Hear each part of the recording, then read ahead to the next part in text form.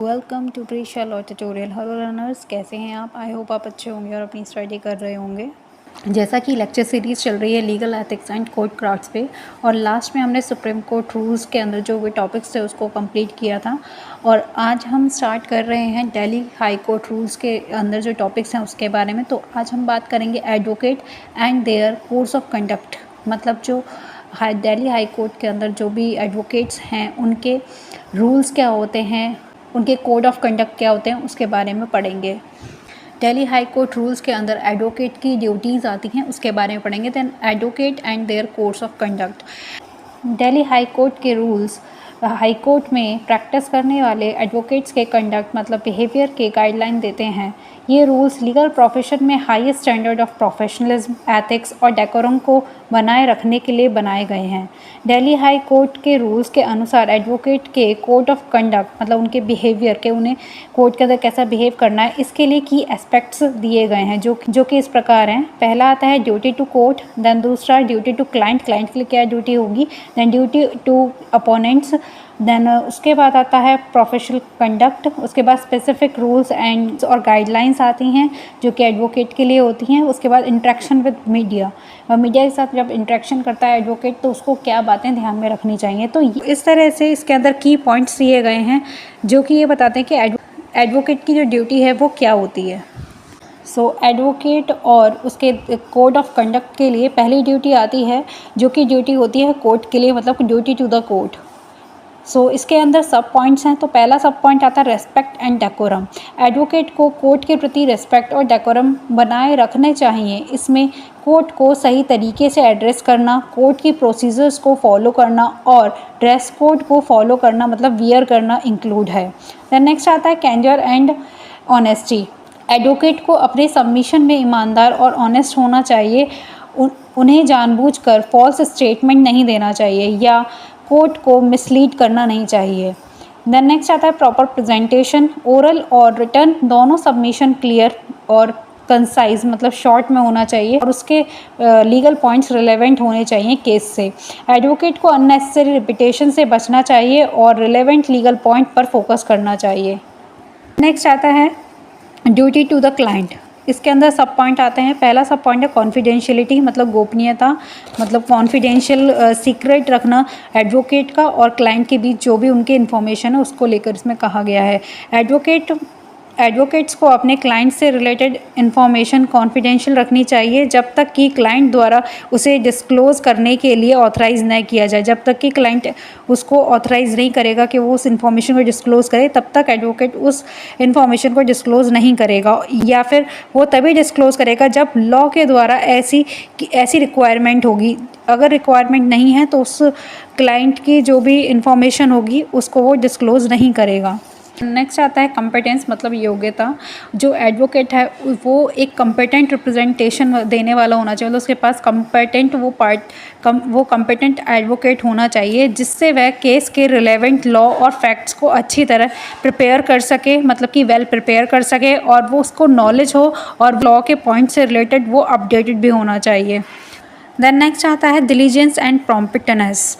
Advocates को अपने client को रिप्रेजेंटिंग करने के लिए डिलीजेंस मतलब मेहनती और कॉम्पिटेंस मतलब तैयारी के साथ उसको एक्ट करना चाहिए। मतलब जब वो कोर्ट में जाए तो उसको पूरा तैयार होकर अपने केस को प्रिपेयर करके तभी जाना चाहिए। ये बात ये इंश्योर करता है कि क्लाइंट केस पर एफिशिएंटली और विदाउट नेसेसरी डिले केस को प्रोसिक्यूट कर सके या उस केस को चलाया जा सके।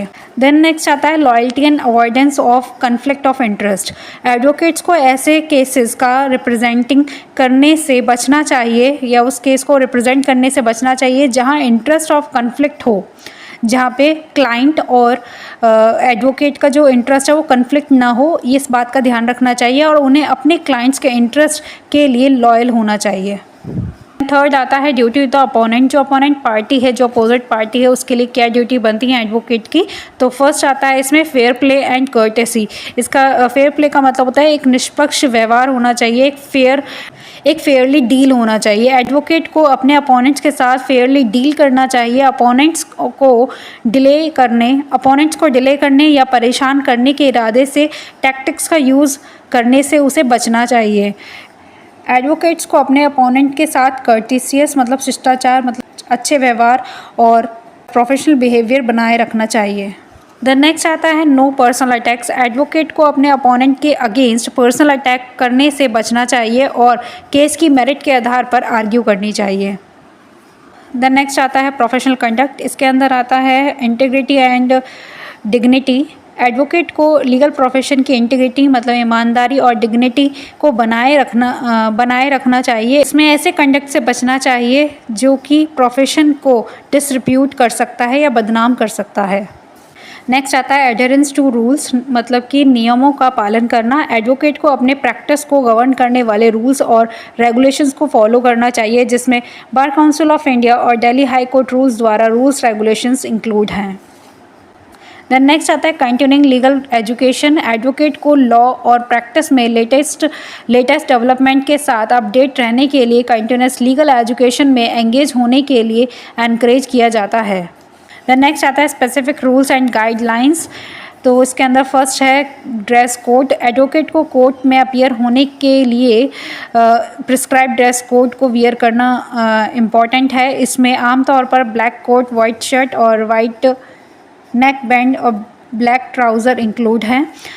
नेक्स्ट आता है प्रोफेशनल मिसकंडक्ट। प्रोफेशनल मिसकंडक्ट के किसी भी एक्ट के रिजल्ट में डिसिप्लिनरी एक्शन लिया जा सकता है, जिसमें इंक्लूड है सस्पेंशन या प्रैक्टिस डिसबारमेंट ऑफ प्रैक्टिस मतलब प्रैक्टिस से उसे निकाला जा सकता है, लॉ प्रैक्टिस से उसे हटाया जा सकता है। देन नेक्स्ट आता है इंटरेक्शन विद मीडिया। फर्स्ट इसमें है कॉन्फिडेंशियलिटी। एडवोकेट को मीडिया के साथ इंटरेक्शन करते समय कॉशियस मतलब सावधानी या मतलब कि ध्यान रखना चाहिए और एडवोकेट को यह इंश्योर करना चाहिए कि वे कॉन्फिडेंशियल इन्फॉर्मेशन को डिस्क्लोज न करें या ऐसे स्टेटमेंट्स न दे जो चल रही प्रोसीडिंग्स पर इफ़ेक्ट कर सकते हैं। द नेक्स्ट आता है प्रोफेशनलिज्म। एडवोकेट्स द्वारा दिए गए किसी भी पब्लिक स्टेटमेंट में प्रोफेशनलिज्म रिफ्लेक्ट होनी चाहिए और कोर्ट या लीगल प्रोफेशन की डिग्निटी को कम नहीं करना चाहिए। द नेक्स्ट आता है कंक्लूजन। दिल्ली हाई कोर्ट के रूल्स एडवोकेट के कंडक्ट के लिए एक कॉम्प्रेसिव फ्रेमवर्क देते हैं, जिसमें प्रोफेशनलिज्म, एथिक्स और जुडिशियल प्रोसेस के प्रति रेस्पेक्ट को इम्पोर्टेंस देने पर जोर दिया गया है। इन रूल्स को फॉलो करके advocates fair administration of justice में कंट्रीब्यूशन देते हैं और लीगल प्रोफेशन की डिग्निटी को बनाए रखते हैं। सो आज हमने दिल्ली हाई कोर्ट रूल्स के अंदर advocate and their course of conduct topic को कंप्लीट किया है और नेक्स्ट वीडियो में हम role and power of single जज ऑफ हाई कोर्ट के बारे में पढ़ेंगे।